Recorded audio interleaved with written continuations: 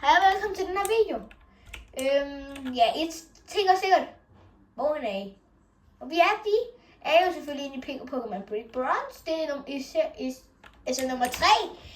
Men vi skal prøve at fight mod hinanden. Så ja, det bliver rigtig fedt.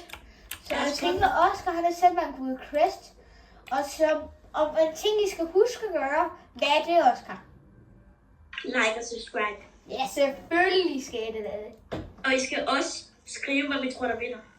Ja, skriv, hvem I tror, der vinder.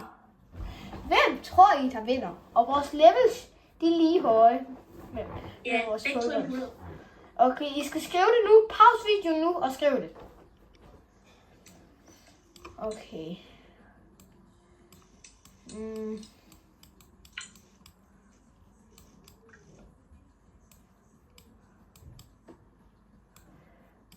Er du klar?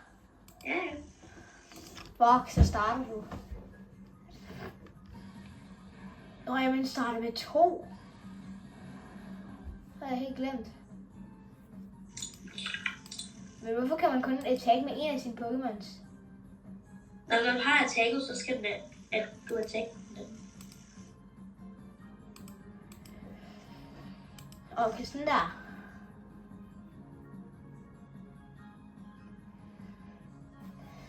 Okay, jeg tror, jeg attacker på... jeg attacker på den her. Den tog lang tid. Ja, det er fint nok. Det er jeg faktisk glad for, at du gjorde. What? Hvordan kunne du one-shot mig?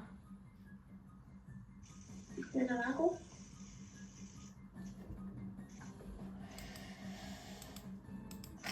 Tottenham! Har jeg så kun en anden?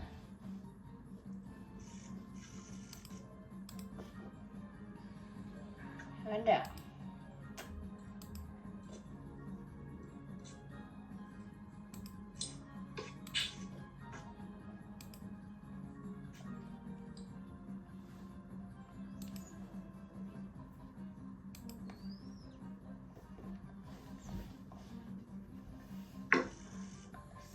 Jeg forstår ikke, hvordan du skader så meget. Fordi jeg er god, Elias. Den døde ikke. Ingen af dem døde overhovedet. Nå, nu er det min tur til at flække dig. Er du skadet jeg overhovedet nogle af dine? Ja. Nå, jeg skadede din overturn. Prøv at lige gøre det på Lucario. Fuck.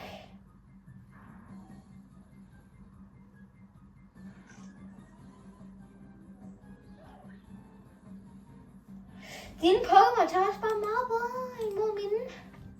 Jeg kan godt skifte Pokémon. Det må du gerne. Der er ikke bevis, jeg kan vinde. Ja, det kan du jo godt. Nu kom du, mand. Jeg kan ikke tage den ind. Jo. Hvordan? Sådan der.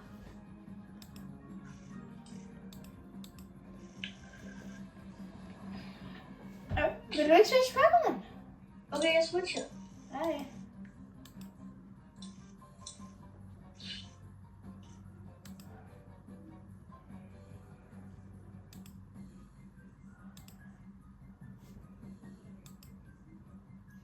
Water.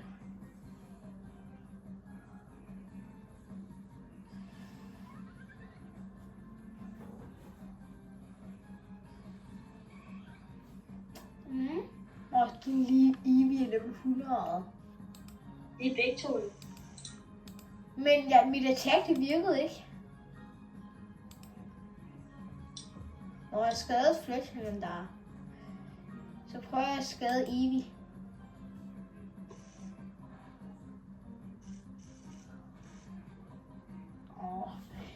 Dine begge skader var min bedste. Ja, fordi den anden kan ikke damage.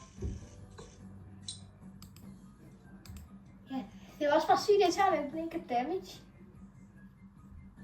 Du skal bare have de højere level, så kan det godt damage. Ja, det ved jeg godt. Men jeg tror Oscar han vandt, så jeg har ret i sidste stemme på Oscar. Ja, så har jeg ret. Ja, jeg kan ikke gøre noget nu.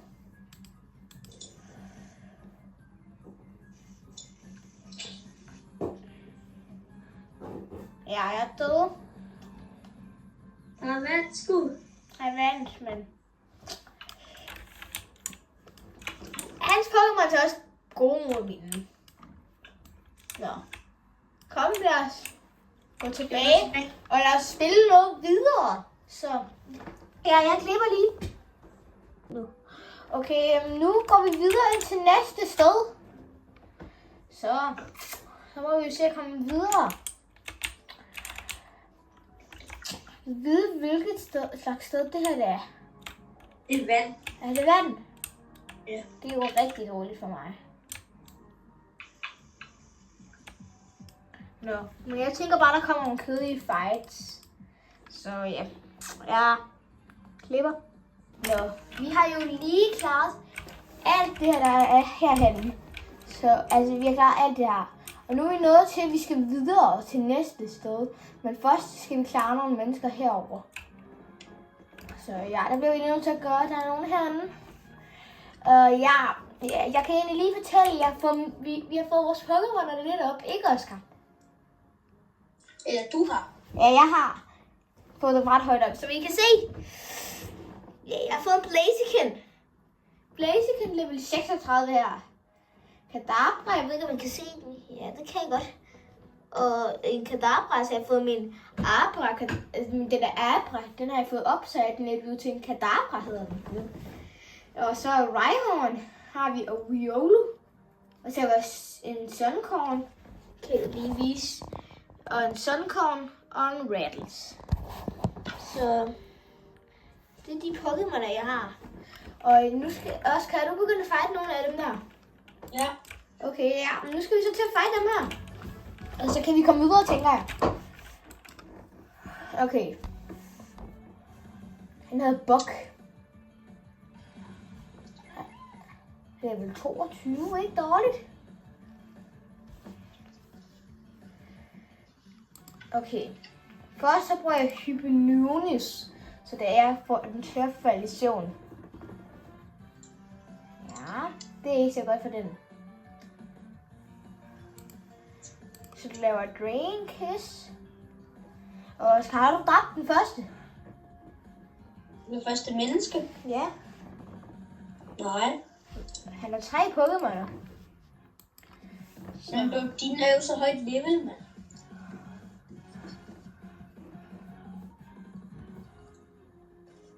Ej, nu sover jeg kraftedeme.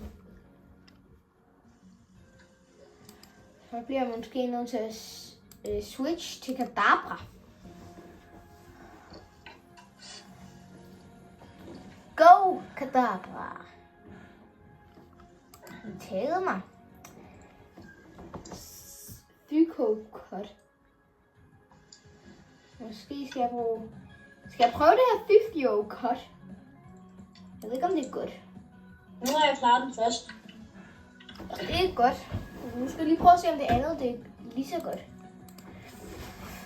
Er du klar på den første menneske, eller den første Pokémon? Menneske. Menneske, okay. Det her kommer jo til at blive rigtig svært for mig, fordi det her det er vand-Pokémon. Ikke alle. Men mange kommer til. Altså den sidste, ikke den første på træner. Den sidste Pokémon, det er ikke en vand. Er det ikke? Nej, det der rensdyr, hvad helvede det er. Det er ikke en vand. Eller den rensdyr. Dårligt, jeg ved på det. Jeg prøver at bruge Smackdown. Smackdown. Jeg dræbte nummer 2 Bidoof. Med hvem? Med Rhyhorn. Jamen med den første Pokémon. Nej, første træner. Jeg kan få Horn Attack. Ja, jeg er stadig den første træner. Og jeg ved ikke, hvad der gør det, de her Tail Whip og sådan noget. Tail Whip er ikke godt. Så skifter jeg det ud med den. 1, 2, 3, and tada! Godt. Nu har jeg fået Horn Attack. Healing. Nej, og det her er... Jeg har aldrig set den her Pokémon faktisk, den sidste her. Det er ikke en ven. Ja, men er det en god Pokémon? Det tror jeg ikke. Jeg tror lidt, det er en græs, faktisk. Så den er jo sygt god i det her sted. Men hvis det er en græs-Pokémon...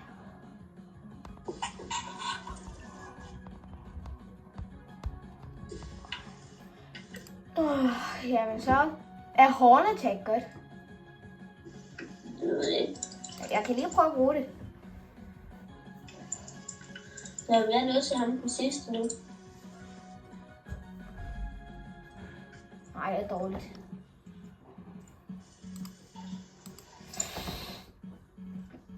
Den dræber mig.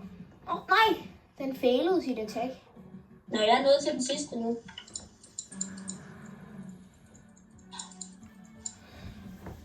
Altså til den sidste træner. Ja, Jeg er stadig i gang med den første. Men til gengæld er det den sidste Pokémon. Jeg bruger Rock Smash. Er det godt? jeg tror. What? Det var overpowered. Den flækker til gengæld også min. Jeg brugte Riolo. Måske skal Min carrier også Rock Smash. Nej, jeg kan jo også bare vælge at... nu er jeg jo sådan der. Jeg lige ind igen. Sådan der. Jeg kan også bare vælge at bare bruge... fuck. Ja, jeg kan også bare vælge at bare bruge ren. Hvad skal der herover? Jeg tror, det går sådan her. Sådan der. Sådan der, okay. Jeg tror bare, jeg bruger...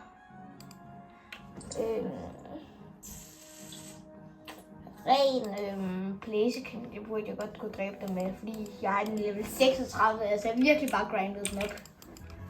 Det er helt vanvittigt. Altså, level 36, det er meget.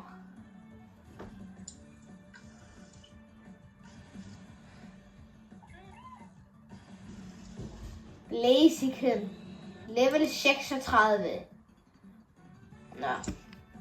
Jeg starter med at use noget bounty. Så flyver jeg op i luften. Jeg burde godt kunne... Og så kan den bare ikke attack mig. Det er derfor, det er så overpowered. Og jeg kan da one-shot en level 22. Jeg kan nemt dræbe dem her. Jeg kommer til at være nemt. What the hell, bro? Pinsent, you sins in your brain, brother. Hvad er det, du siger? Ej, jeg ved det ikke. Ja, altså, jeg flækker de her Rapido-tinglinger. What the hell, holy? Only got attacked, brother. He's crazy and he's head, brother. Boop. Raticate. Ligner lidt en græs-Pokémon, så jeg prøver at bruge noget fire på den. Blaze Kick. One-shot den også. Så ja. Den her Pokémon er altså bare god. Nå, og så er noget til den sidste. Er den sidste ikke sådan ekstra god, eller hvad? Hans Pokémon er bare sådan... Hvad siger man? Udvikler sig. Hvad mener du med det? Det er bare udviklingerne af de andre. Nå, så Bidoof har udviklet sig. For den der Bidoof har den udviklet. Men altså, jeg tror stadigvæk, at jeg kan one-shot den. Med bounty. Jeg vandt. Vandt du? Ja. Jeg er også i gang med at klare den sidste her. Hvor mange? Ved du, har du set, hvor mange Pokémon han har? Han har 3. Okay.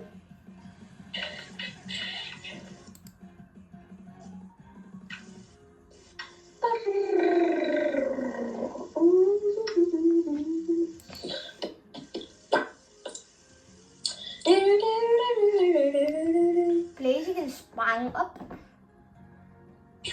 Nej, jeg flækker den her.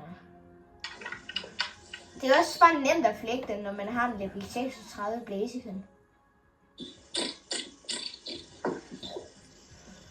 Ja, du måske upgrader den lidt meget. Pinsir. Er det en god Pokémon? Det er i hvert fald den sidste. Ja, den. Er det Pinsir? Ja, det er din Pinsir, hedder den. Ja, det er den sidste. Tror du Fire Attack ser godt mod den? Ja. Okay. Nej. Tror du ikke? Så mit Water Attack var godt.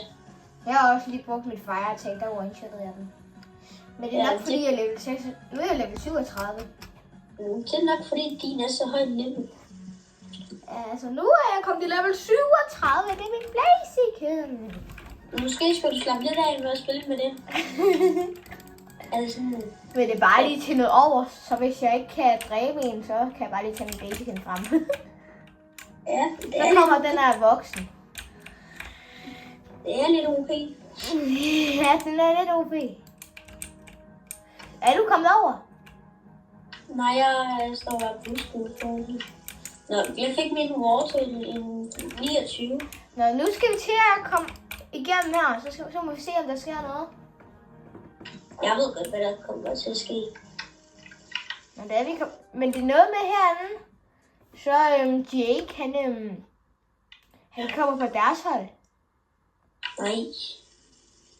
Er det ikke noget med, at han går på modstandernes hold på et tidspunkt? Jo, men ikke her. Nå, nej, det er ikke her. Og lang tid til. Nå. Men hvor er vi lige nu? Det har jeg slet aldrig set. Det kan jeg i hvert fald ikke huske, at jeg nogensinde har set. Ja, vi er ved Laguna Lake. Jeg kan se ved bagget, Hvor er du? tror jeg. Jeg ved ikke, hvor du er. Nej, det er ikke Er det her ikke bagget? Nej, det så kan du komme ned i en undervandsbåd. Prøv at komme med.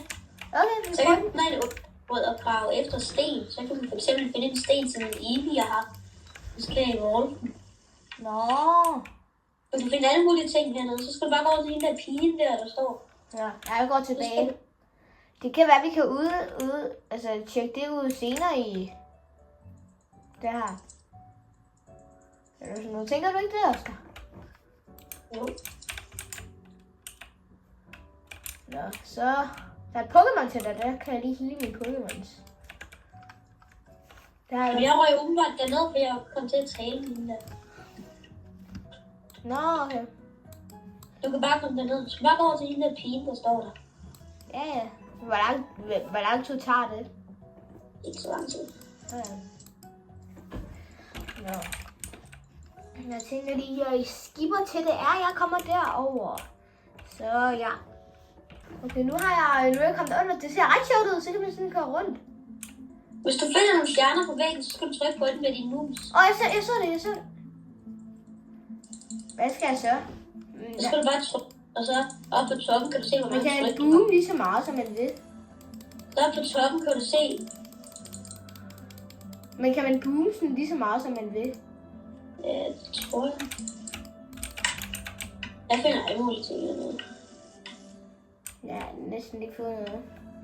Men jeg har ikke fundet en... Jeg kan se dig, tror jeg. Kan du se mig? Jeg tror, jeg skal lige stå der. Du kan tilbage. Hvor er du? Du kan tilbage. Okay. Ja, jeg kan se dig. Ja, jeg kan se dig. Hej, der er lige en stjerne her. Jeg så den her, men jeg kunne ikke trykke på den. Der. Men hvordan kan man se, om man har fundet en stjerne? Den blinker jo på væggen. Ja, hvordan kan man se, om man har fået en sten? Og hvordan kan man... Altså, nogle gange så jeg bare ud midt i det hele. Hvis du skal udgrave, så skal du bruge dine klik fornuftigt. Nå. Nå, jeg kan ikke trykke. Nej. Derfor er det godt at save, inden du går herned og spurgte noget, som du vil. Men hvordan kan man vide, hvor mange klik det er, man har? Det står oppe på toppen. På toppen? Nå, ja. Der. Men er det lige meget, hvad for en ting det er, man bruger? Ja. Så har man bare så mange klik, så der står på toppen. Ja.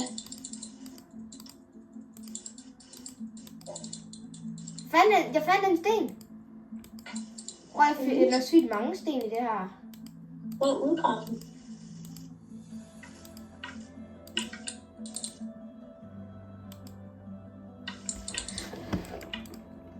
Jeg kan næsten ikke køre mere. Jeg ryger sgu snart noget. Nå, jeg kan ikke trykke på den her. Sådan der. Jeg rører ind.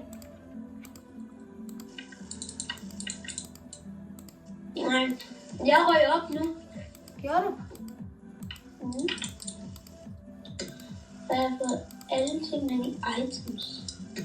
Moonstone.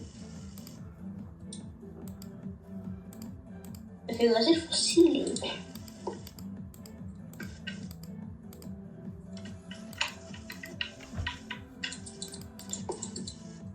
Okay, nu hvordan går man tilbage? Quit. Nej, okay, nu går vi tilbage, tænker jeg. Ikke? Altså, jeg tænker, vi skal videre nu. Tænker du ikke også det, Oscar? Jo, og når vi går videre, ikke? Mm. Så er det. Nu lige om lidt, så skal vi til at kæmpe med Jake. Kan vi? Ja, altså sådan 2 mod 2. Han er på vores hold. Nå, sådan, jamen. Og så når vi er færdige, så kommer vi sgu videre. Det er til venstre.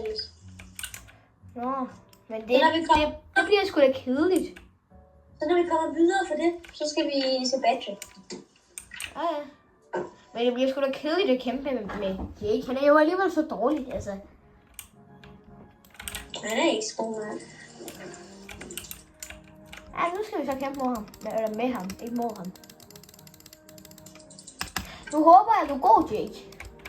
Mod de der træner. Altså, du er blevet lidt bedre. Det håber jeg det. Så noget af en Pokémon på vejen.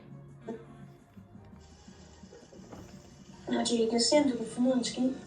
Ja, det er også det, jeg tænker.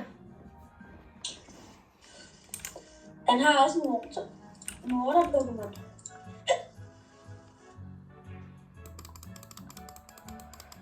Nå, nu skal jeg eddermame flække ham med ham. Jakes Pokémon er allerede med død. Imagine. Han starter med at kaste 2 flyvende Pokémon ud. Og jeg starter bare ud med at bruge noget bounty, altså. Jeg har allerede dræbt den først. Jeg tager det på Pledgelander.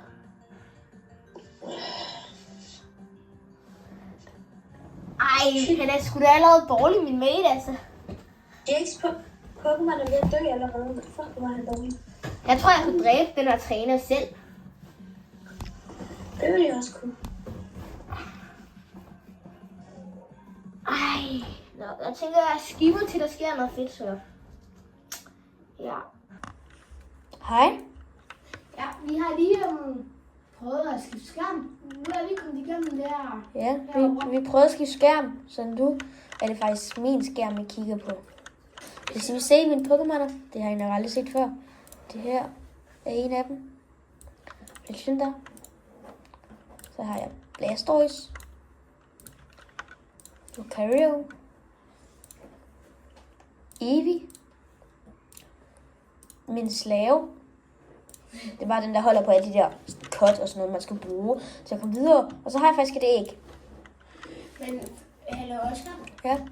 Der er en ting, jeg har fundet ud af. Ja. Hvis du går ind, hvis vi lige kan finde et Pokémon til dig, hvor er det super fedt. Det er lige heroppe. Okay, deroppe. Jeg tænkte, der ville være et Pokémon til dig. Lige her. Vi er inde i en by. Jeg har Hvis du fundet går lige. ind der, har du andre Pokémon end dem her, som her? Ja. Har du? Ja. Så skal du skifte prut ud med noget. Ja, nej, det tror jeg faktisk ikke. Nej, det har jeg ikke. Har du ikke? Du kan lige kigge. Fordi hvis du så går over i...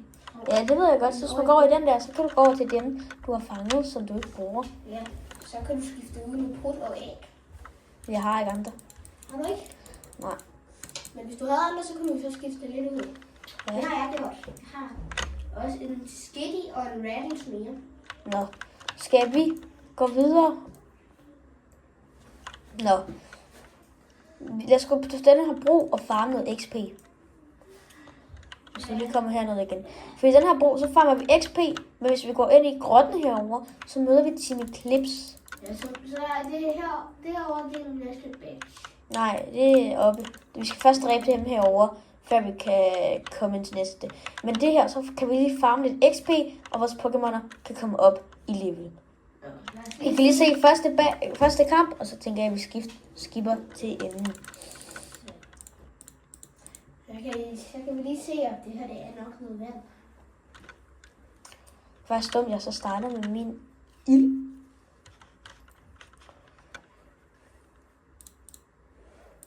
Jeg må bare overheat og se, fordi det er sådan en lidt vand, men det er også sådan lidt flyve. Wow, den tager meget på mig. Jeg bruger Magical Leaf, fordi det er vand, og det er et græs, det tager. Jeg ved ikke så godt, så kan jeg godt til at Prøv at pille af det med mine raffles.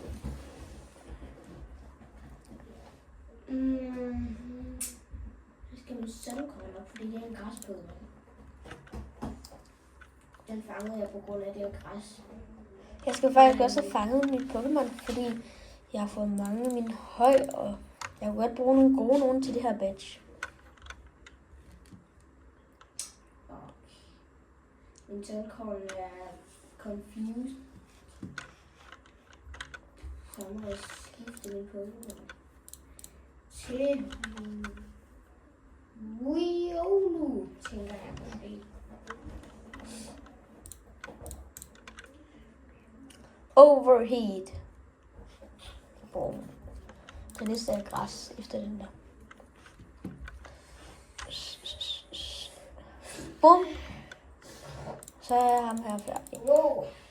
Nå, Jeg er den første, den kukker ret meget. Jeg tænker, at vi skipper til, vi når til enden af broen. Ja. Nu har vi klaret alle de her trænere. Der er sindssygt mange. Nå, nu skal vi til det sidste. Det må være ham her. Ja. Jeg tror, det er en træner i hvert fald. Nej, det er det sgu ikke. Han giver os bare. Han gav os bare et eller andet. Ja. Han gav os en Kings Walk. Altså, jeg tager den bare på min Blastoise. Jeg fik en Toad. Hvorfor ikke tage den på din... Nå ja, Oscar han fik jo den. Togepi. Og det var fra ægget der, den evolvede bare lige pludselig. Så jeg tænker, lad os gå videre. Skal vi se min bag? Firestone. Du har Firestone. Ja. Ja, så kan jeg evolve min Eevee, hvis du giver den til mig. Ja. Så kan jeg evolve min Eevee. Det kan være, du kan trade for den. Jeg tror, jeg har sikkert, at jeg fandt den i det der vandsted. Hvad for et vand? Nå ja, men jeg ved ikke, hvordan man trader bag for bag. Du står lidt i vejen, Oscar. Sådan der. Nå, nu slås vi lige mod Timmy Clips her. Pancham. Det er græs, så jeg tager bare min ild-Pokémon ind. En Pancham! Pancham må være græs og, hvad hedder det? Tror du Shark Stærk. er godt mod græs? Nej, men det er ikke helt græs, det er også et andet type. Jeg tror, det er fight. Ja, det er fight, ja. Men tror du, en charge speed er godt mod det? Jeg har brugt Confusion.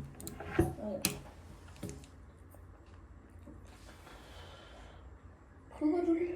Eller bliver du flækket? Jeg dræber den.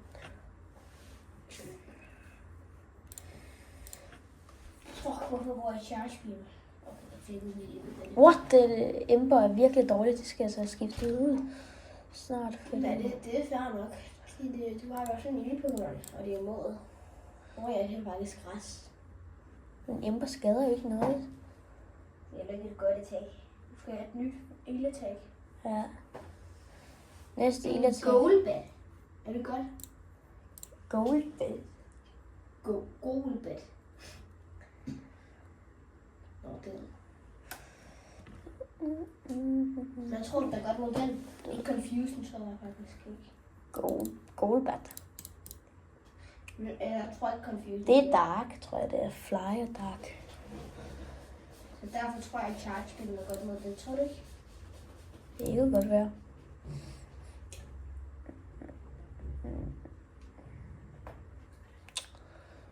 Så er det Fletcherland Hvad er bare. det, Royal? Og jeg er poison. Royal Confusion. Må vi skifte Pokémon? Okay, Confusion var meget bedre. Okay, lad os lige prøve Blastoise. Så kan I lige se min flotte Blastoise. Hvad siger I så? Er det ikke flot? What? Når han brugte en potion til at dræbe min Pokémon. Det er egentlig okay.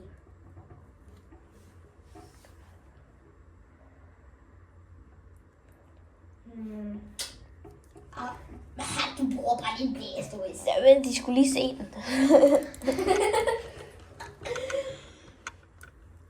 Nå, men jeg skal altså lige tilbage og hele. Jeg føler stadig, det er sådan lidt smooth, men altså. Ja, men de skulle lige se den, ikke? Nej. Du har da også brugt din Blaziken. Den er 41, og min er 37. Der er lidt forskel i det. Lidt. På Bounty. Hvilken Pokémon er den sidste? Nej, klar. Er det Golbat og... Ja, Golbat. Golbat, men det er jo det. Altså, hvordan ellers skal jeg fucking sige det? Golbat. Prøv at se, om du kan møde en Pokémon. Nej, det kommer jeg nok til at prøve at gøre. Og se, om der er gode Pokémoner. Psyduck. Psyduck. Jeg tror ikke, det er meget god. Jeg skal ikke have den. Jeg behøver der ikke Psyduck. Lad os lige se, om der er en. Der er lidt bedre, måske. Eller bare sådan... Der er sådan no Wingull. Wingull.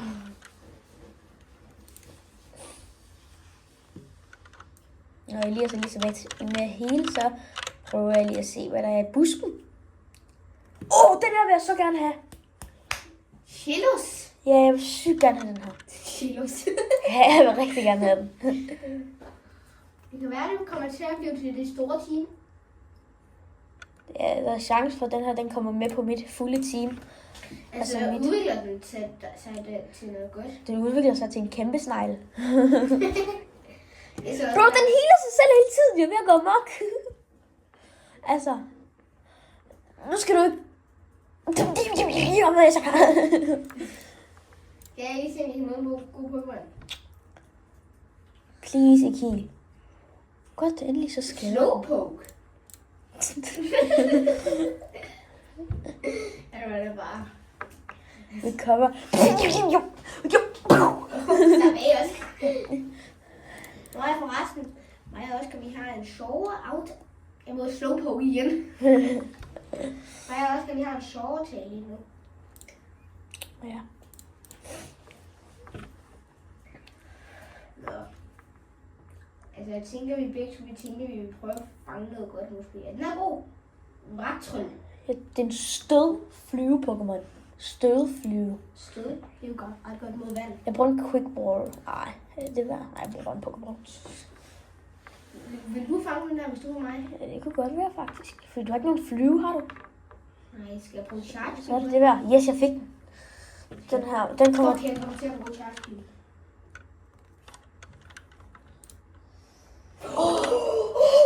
Det var sygt Den er okay. så low. Men det er også en stødflyve Pokémon. Det er derfor, jeg prøvede at bruge det. Nej, fordi det var sådan... Fuck, jeg brugte Child's Beam. Det var bare derfor. Du har ikke Pokéballs. Nå, det er også lige meget. Jeg skal have den her Den er sikkert Shield. heller ikke særlig god. Den skal ind på mit hold. Bro, den overlevede Charge Pin for level 27. Ja, okay, det er faktisk ret godt. Sådan der. Nu har jeg i hvert fald et hold, og det her hold, de kommer til at have i noget tid. For den her Shilus, den vil jeg altså rigtig gerne have.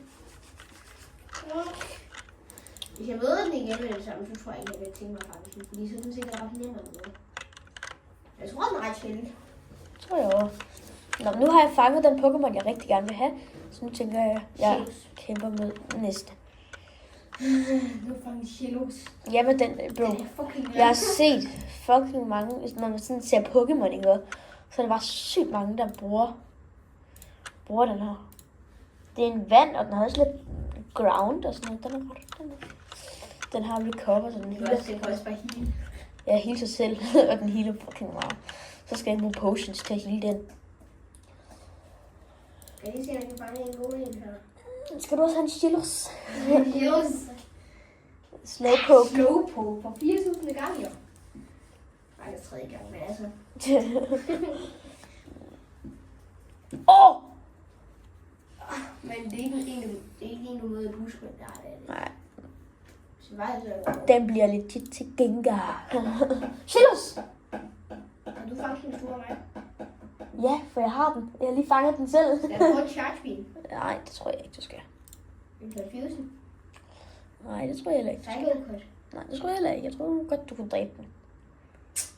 Men jeg prøver One-tapper bare det der. Jeg prøver en charge beam. Og hvis du one-tapper, ja. Så Ja, det er en vand, bro. Nå. Hvis det er one-shooter, så fanger jeg den. Det fanger den ikke, hvis det er one-shooter. Og jeg bruger det bedste angreb på den. Altså, det er sygt ord, mand. Altså, han har endnu en hunter, mand. Hunter. Hvor mange Pokémon har han der? Han har, det her det er hans anden. Han har 2 af dem her.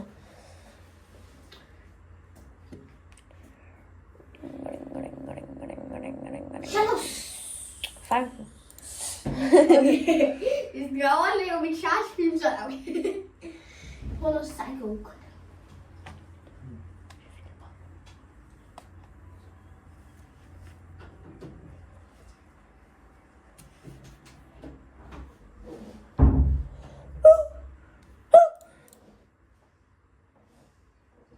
Det kunne overleve min charge beam. Nej, det kunne overleve min Psycho Cut. Så jeg tænker at prøve at fange den her Shilos. Købte jeg ikke en Pokémon? Nej, du gjorde ej. Ja, så var det, jeg skulle bare... Han har 3 Pokémoner. Nej, kun eller mere. Nej, kun det. Kom. Altså, Tina. Fuck, den ser sgu god ud. det er den der lille Nå ja, hund der. den bliver jo virkelig god. Hey, stop right there. Hey, stop right there. Jeg skal lige tilbage og hele min Frontlander. Tror du startede godt mod Confusion eller Psycho-Cut? Jeg dræbte den med en ildangreb. Så charge beam fik sikkert dårligt. Jeg prøver Confusion. Sikkert det ikke virker. Jo, det virker. Nej, jeg har håndtøjet det. Den døde sgu da næsten. Men min død. Med min død.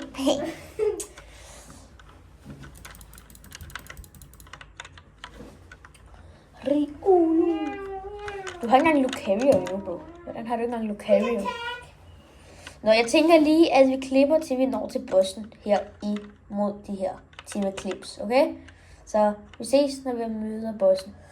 Så, nu er vi nået til den sidste her. Er det et badge, det her? Nej, Jeg har ikke... men det er ikke badge, du skal ikke engang slås. Okay. Nej. Okay. Og så skal jeg vide, hvad der sker. Med hende der pige. Nu stjæler de. De stjæler den der, så kan de vågne Kyogre. Eller vi skal kæmpe. Jeg kæmper nu. Altså... Jeg har ikke healet min Pokémon. Nej. Den er grim. Okay, han er grim, mand. Hvad er det der? Det er en slimende grim. Prøv at kysse en, mand. Shit, den er grim. Jeg får den bare lige til at sige. Lad os se, om den kan lile. Lad os se, om den kan lile. Kan den godt lile? Ja, det synes jeg var ret fedt. Den elsker ild. Du må du gerne have lidt mere ild til at lege med, hva'? Vil du gerne lege med lidt mere ild her? Får du lige noget ild. Her der er noget ild til dig. Det skader ikke så Det er meget. ikke sikkert, jeg ved overholder, fordi jeg har ikke healet. Bro, hvorfor er du ikke healet? Du er syg. Det var dig, der bandede sig. Ja, acrobatics. Sådan det er bum, så... Blaze kick. Jeg har dræbt hans Hvordan første. er det, den har alle mine attacks? Bum, level 30. Togepi. Jeg kan ikke se, at jeg vinder det her. Øh. Ja, Oscar. Så kan du bare, du rører bare tilbage til helestedet, og så kan du bare komme over og dræbe den. What the fuck, ham den næste? Nå, det er den sidste, han har kun 2 Pokémoner. Det der, det er hans. Hvorfor har du brugt din potion? Okay, Kadabra kan godt dræbe dem begge 2. Han kan dræbe godt det, hva'? Kan han virkelig godt det? Kom så Blastoise. Så dræb den første. Kom så Blastoise. Prøv lige at høre det her. Det havde været godt, Elias, hvis du havde... ja, sådan der. Jeg har vundet.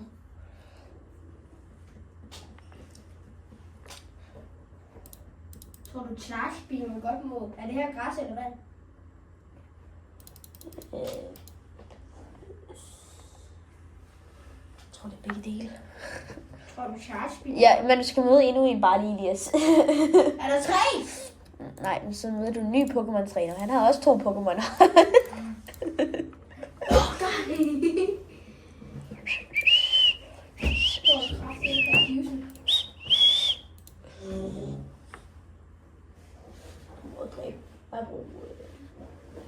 Confusion.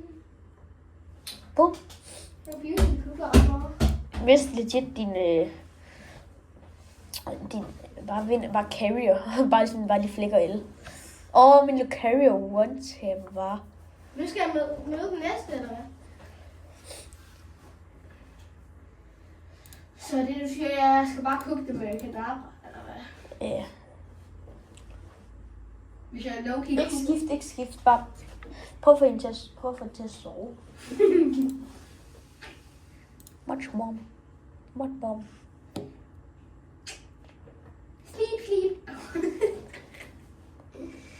Jeg kunne jo sige mig op. Hun får bare alle til at sove, så kommer vi til at arbejde flere. Okay, så kan vi det jo. Er det der, hvilken Pokémon er det her? Scraggy. Jamen, er det hvilken type? Jeg tror, det er stål. Stål? Jeg er virkelig ikke sikker. Jeg tror, det er en rommet. Altså normal type Pokémon. What, er den allerede vågnet op? Den vågnede tidligt, hva'? Lucario, level 36. Bone Rush. Lær et nyt move. Lucario, hvad må det er? Og Bone Rush. Okay, er det godt? Noget, jeg kan bruge. Så dem, jeg har, er Det bedre. er din spil, vi kan tage mig. Nej, det synes jeg ikke. Du kan bare spille lidt bedre, jo. Hvad mener du, din klaphat? Kan jeg ikke hive mine Pokémon, når de er døde? Ja. Kan jeg? Altså, du rører jo bare tilbage til Pokémon-centeret. Jamen, når det er som, hvis jeg har potions. Nej. Jamen, jeg har vundet mod dem begge nu.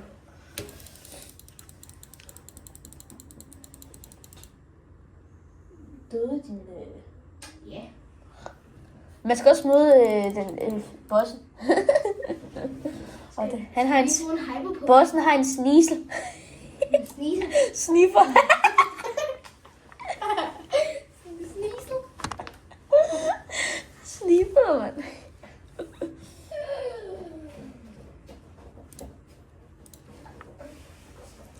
Og Rasmir. Ej, en sneasel. Bum, one-shot ud den sneasel. Togepi. Jeg får den lige til at sove. Arbok.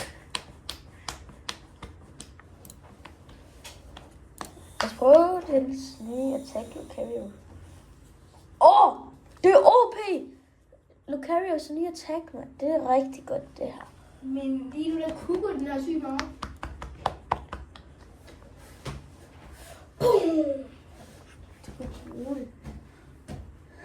Fuck! Det var din skyld, Oscar. Jeg er bare på Magical League. Det var kraftigt med din skyld. Altså, det kan du ikke bruge det, mand. Altså. Nu bliver jeg Du har det nødt til at stadig. bruge Whitehorn. Du har jo stadig en Rhyhorn. Bulldozer. Den dør nu godt. Biler. Den dør. Og så kommer din Rhyhorn op i level. Jeg vil søge en Rhyhorn. Det er en god Pokémon også. Det er en græs. Hvad? Det tror jeg er en græs, den du har. Altså, gas Nectarwood. Altså, ground, det er i hvert fald dårligt. Heat wood. Rock, det var også dårligt. Så var Pokémon Congo ground. Otter spear.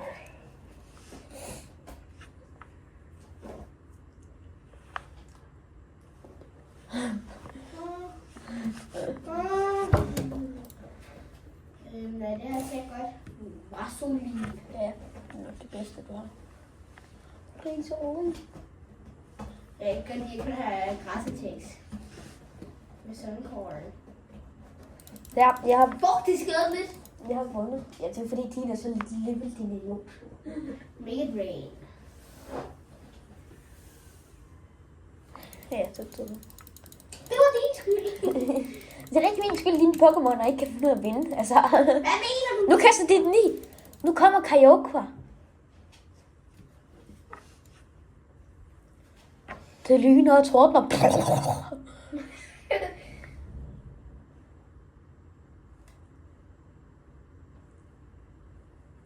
Var det udenfor? Det tror jeg. Det er lige, jeg tror den også her. Men det tordner også herinde. Hvis du kunne høre det, så er det torden udenfor. Jamen, jeg kan også høre det. Jeg hører det også.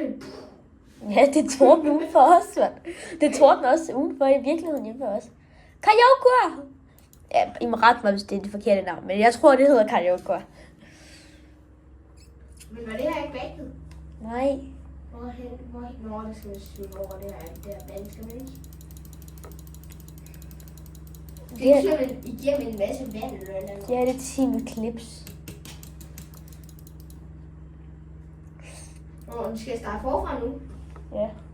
Helt forfra. Ja. Fuck det. Den er sindssygt, den her Kyogre. Den flækkede den bare afsted, mand.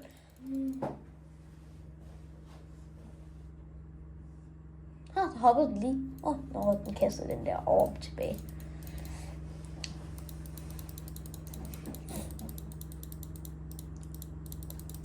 Jeg håber ikke, at jeg skal til at starte forfra. Den er kæmpe skal du. Jeg ser mod med noget på det svære. Ja. Nu kommer Jake sgu. Det er nu, Jake bliver forelsket i hende der pigen. Ja. Ja. Nu ser han hende. Det er så sjovt, det her. Ja, nu må du gerne lige være sød og falde i søvn. Prøv at se. Nu må vi vente og se. Jeg er derude. Nu falder Jake. Prøv at se Jake, mand. Hvor gik Jake derude, mand? Han er forelsket i hende nu.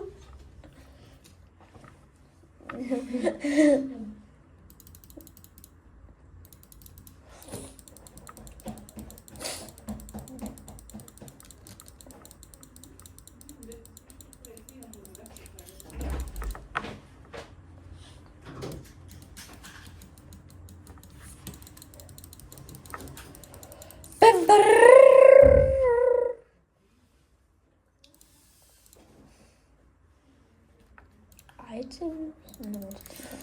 Ja, det.